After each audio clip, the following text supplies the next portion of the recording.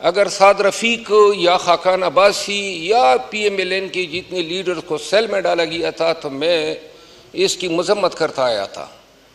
और आइंदा भी अगर अता तारड़ साहब या ख्वाजा आसिफ साहब, जो कि पाकिस्तान तहरीक इंसाफ में इन दो से बहुत ज़्यादा नफ़रत की जाती हैं, लेकिन अगर कोई इनके गरेबान पे असम्बली के गेट पे हाथ डालेगा और अगर PTI का इक़्तिदार हुआ, मैं कसम उठाता हूं कि मैं जाऊंगा और वो हाथ में उखाड़ूंगा। मोहतरम स्पीकर साहब, हुआ ये कि मैं असम्बली के इजलास से बाहर निकला तो बाहर पुलिस की नफरी कड़ी थी, SHO को SR थे, सेक्रेटेरिएट थे, दीगर SHOs थे और मेरी तरफ आगे आए। मैंने पूछा शीशा नीचे करके कि अगर कोई वारंट है या कोई FIR है तो मुझे दिखा दे तो मैं आपके साथ चला जाता हूँ। इससे पहले हमारे मेंबरान असम्बली, चूँकि मैं डिप्टी स्पीकर साहब को मैंने रिक्वेस्ट की कि आप मुझे बोलने का मौका दें, बाहर नफरी आई हुई है हमारी गिरफ्तारी के पीछे, तो इस पर मैं बोलना चाहता था। उन्होंने कहा आप बोलेंगे, लेकिन फिर वो मौका दिए बगैर जनाब कुर्सी छोड़ के चले गए। बाहर जाके हमने मशवरा किया, मेंबरान असम्बली ने, हम कोई 70 लोग थे और मैंने उनको ये मशवरा दिया था, हर एक के पास 5-6 गार्ड्स थे। मैंने कहा जी पुलिस वाले 200-250 हैं, हम 300-350 बनते हैं, तो आओ जी बाहर इनके साथ मैदान कारदार बना ही लेते हैं। और ये एग्री कर गए, मेरे दोस्त बैठे हुए हैं। और पूरी दुनिया को दिखाना चाहता था कि पार्लियामेंटेरियन की इस तरह बेतौकीरी होती है। लेकिन बल्ला हो आमिर डोगर साहब का, उसने आके मेरे कान में कहा कि जी वो तो इनके पीछे आए हैं, यूटिलिटी स्टोर के मुलाजिमीन के पीछे, हमारे लिए नहीं खड़े हैं। बहरहाल जब बाहर निकला तो पुलिस वालों ने कहा कि जी आप नीचे उतर आए। तो मैंने कहा वारंट, उसने कहा वारंट नहीं है, FIR नहीं है। एनी हाउ जो हुआ वो कैमरे के सामने हुआ। मैं उतरा, इन्होंने मुझे धक्के दिए और जाके गाड़ी में बिठा के थाना सेक्रेटेरिएट ले गए। मेरी गाड़ी में मेरे गार्ड्स थे, 5 क्लाशन कॉफ़ी थी, पिस्तौल था मेरा और इसके अलावा मेरा पर्स था, थोड़ी बहुत रकम थी। वो गाड़ी भी जो है पीछे ले गए और अभी तक मुझे न गाड़ी और असले का कोई इल्म नहीं है। और उन असलों के लाइसेंसेस भी मेरे पर्स में पड़े थे। सेक्रेटेरिएट थाने में 3 बजे रात तक मुझे रखा गया। ना कोई बेड दिया गया, न कुछ खाने को दिया गया और ना किसी से बात करने दी गई। 3 बजे रात जुबैर खान का भी पता चला कि जुबैर खान भी आए हैं, उसी थाने में हैं।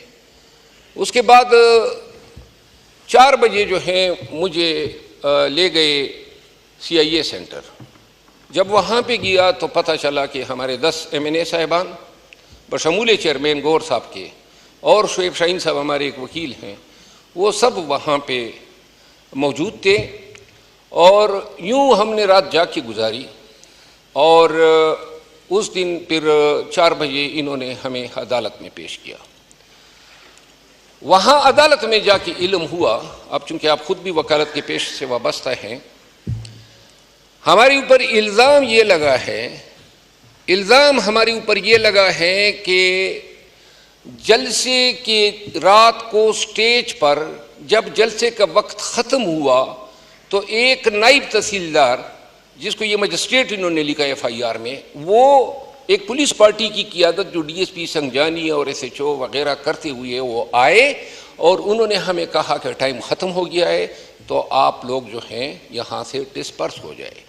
तो अली अमीन खान मुताबिक FIR के अपने गार्ड से क्लाशनकोफ छीन के उसने DSP के कमपट्टी पे रख दी। मेरा लिखा है कि मैंने पिस्तौल निकाल के एक ASI अहमद अली है उसको मैंने कपड़े पाड़ दिए। शुएब शाहीन का लिखा है कि शुएब शाहीन ने पिस्तौल निकाला, वो बेचारा बटेर भी नहीं पिराता है, वो कि उसने पिस्तौल निकाला और यूं जनाब शेख वकास ने ये किया, फलां ने वो किया और सब, और पुलिस वालों को हमने पेंटी लगा दी। पूरी FIR इससे लबरे थे। अब ये जो जलसा हुआ था A to Z, ये सब जो है कैमरे के सामने हुआ था। और ऐसा वाकया जो FIR में इन्होंने कंकॉक्ट किया, पूरे पाकिस्तान ने वो जलसा देखा और इतना बड़ा वाकया हुआ, इतना बड़ा वाकये का 8 तारीख को जलसा है, पूरे पाकिस्तान को पता नहीं है कि पुलिस के साथ ये दहशतगर्दी हो गई है। 9 तारीख गुजर गई, किसी को पता नहीं है पाकिस्तान में। और 10 तारीख के 4 बजे जनाब ATC जज अब्दुल हसनात जुल्करनैन, तो मैंने उन्हें कहा कि हजरत ये जो वाक़या हुआ है सिवाय ज़बानी इल्ज़ाम के कोई शवाहिद, कोई सबूत, कोई दलील, कोई मंतिक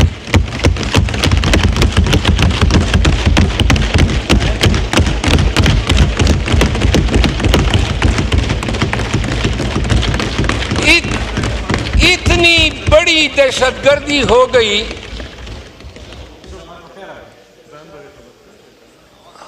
इतनी बड़ी दहशतगर्दी हो गई, ना पुलिस ने इंडाउट जारी किया,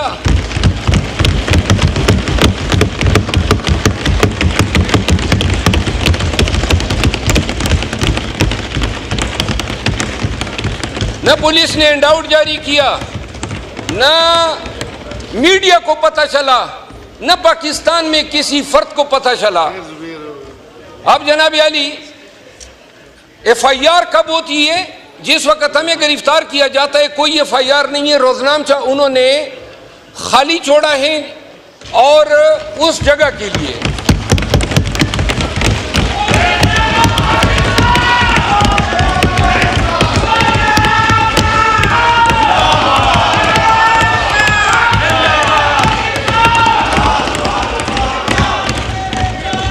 जज साहब को साहब बात जारी रखें।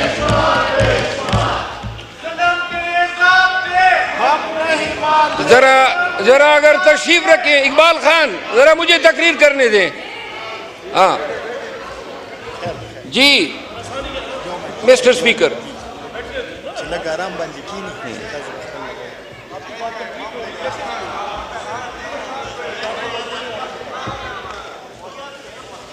मरवत साहब आपकी बात मुकम्मल होगी? नहीं मुकम्मल नहीं, अभी मुकम्मल जारी रखें जी, काइंडली कंक्लूड करें। कर रहा हूं सर। जी। तो इसके बाद हमारे खिलाफ जो FIR हुई, उस FIR में अल्लाह ताला हाजिर नाज़िर जज के सामने मैंने ये कहा कि अगर एक भी गवाह आ जाए और कलमतन कह दे कि एक हर्फ दुरुस्त है तो जितना रिमांड ये चाहते हैं दे दे। बहरहाल रिमांड उस जज साहब ने 8 दिन का हमारा फिजिकल रिमांड दे दिया। ये जज साहब जो हैं जब से आया है मखसूस टाइम पे लाए गए। इन्होंने इमरान खान को सजा दी, PTI के शाह महमूद कुरैशी साहब, सनम जावेद, शाह महमूद कुरैशी साहब, इन तमाम के रिमांड जो है इसीलिए ये बैठा होता है। बहरहाल रिमांड के बाद हमें ले गए CTD हेडक्वार्टर। यूर ऑनर जरा 2 मिनट आपकी तवज्जो दरकार है। CTD हेडक्वार्टर ले जाने के बाद रात को जो मैं मतलब पे आ जाता हूँ 9:30 बजे मुझे कुछ पुलिस वाले जो शक्ल से पुलिस वाले नजर आ रहे थे क्योंकि उन्होंने यूनिफॉर्में नहीं पहनी थी, उन्होंने कहा जी कि आपको हमने कहीं ले जाना है। जरा तवज्जो दरकार है आप सबकी, अगर काइंडली नशिस्तों पे तशरीफ रख लें। उन्होंने मुझे गाड़ी में बिठाया रात के 9:30 बजे। ये मेरे तमाम दोस्त जो थे वो उसी CTD बिल्डिंग में मौजूद रहे और मुझे नीचे जाके उन्होंने मेरे आंखों पे कपड़ा बांध दिया। कपड़ा बांधने के बाद गाड़ी ट्रेवल कर गई कि 6-7 मिनट के बाद जो है मुझे उतारा और इसके बाद बंदी हुई आंखों के साथ उन्होंने मुझे लान में घुमाना शुरू किया। 1.5 घंटे के बाद तंग आके मैंने पट्टी खोली तो वो पुलिस लाइन का लान था और जिसमें बड़ा फरोख्त था वो कि वो मुझे फिर पट्टी बांध के एक उधरी कहीं किसी घर में ले गए।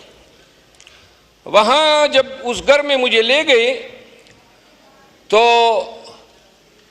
उस दिन मैंने एक बयान दिया था जज की अदालत में IG इस्लामाबाद के खिलाफ, क्योंकि ये जो पर्चा इसने किया था, मैं ला इलाहा इल्लल्लाह मुहम्मद रसूलुल्लाह, अल्लाह ताला की ज़ात की कसम की इसका एक हर्फ भी दुरुस्त नहीं है, कोई किसी जुर्म का सिरे से इर्तिकाब नहीं हुआ था, न कोई शवाहिद हैं। लेकिन तो मैंने कहा था कि इससे बेहतर है कि AIG जो है वो शुरू करें। अब वो लफ्ज मैं खुद ही हज़फ कर लेता हूँ। हाँ, 4 लोग बैठे थे नकाबपोश। सर चकला लफ्ज एक्सपेंड करते हैं जी। हाँ सर, अच्छा, नकाबपोश बैठे थे। तो जब मैं बैठा तो एक नकाबपोश जो है वो चूंकि शक्ल का बहुत ही सियाह था और छोटे कद का था, DIG ऑपरेशन इस्लामाबाद, तो उसको मैं पहचान गया क्योंकि नकाब उसकी शक्ल छुपा नहीं रहा था। तो मैंने उसे कहा कि हजरत ये क्या नकाबे पहन के आप बैठे हैं? तो उसने 9mm की पिस्टल निकाली। जरा ऐवान की तवज्जो दरकार है। 9mm की पिस्टल निकाल के साइड पे रखी कि आपको तो पता है फौजदारी वकील हो कि पुलिस की तहवील से जब कोई भाग जाता है तो उसको मार दिया जाता है। मैंने कहा क्या बात की हजरत, लेकिन मैंने कहा हम पठान तो मुसल्लियों पर बिस्मिल्लाह भी नहीं पढ़ते हैं।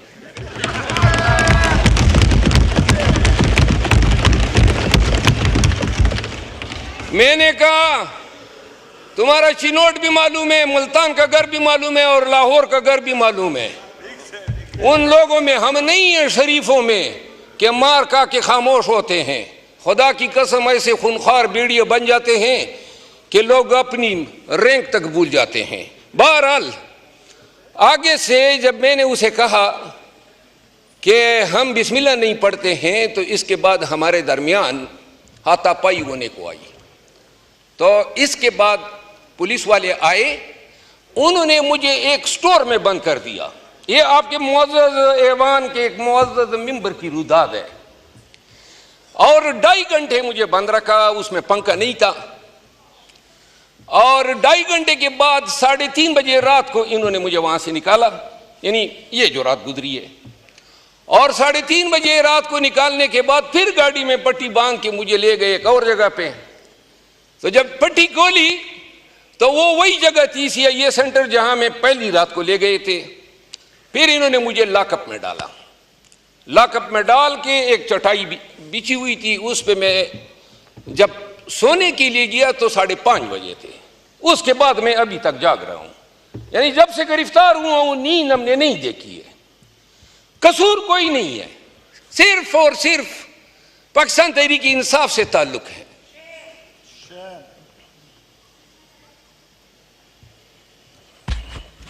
खुश आमदीद जनाब स्पीकर। अस्सलाम वालेकुम वरहमतुल्लाहि वबरकातुहू। जनाब स्पीकर, मैंने तकरीर तो तकरीबन ख़त्म होने को है, लेकिन मैं आपको दाद दिए बगैर अपनी तकरीर ख़त्म नहीं करूँगा। आपने इंतहाई आला ज़र्फ़ी का मुज़ाहरा किया है और इस ऐवान के साथ जो हुआ पार्लियामान में उस पर तो और बातें करेंगे, लेकिन आपने अपना हक अदा कर दिया। आपने प्रोडक्शन ऑर्डर हमारा भी जारी किया, आपने अजी इम्तियाज़ का भी जारी किया, आपने इसकी इंक्वायरी भी बिठाई, आपने कल जो है हमारा पूछा, हमारे लिए तमाम का बंदोबस्त किया, आज आपने हमारी तमाम बातें सुनी।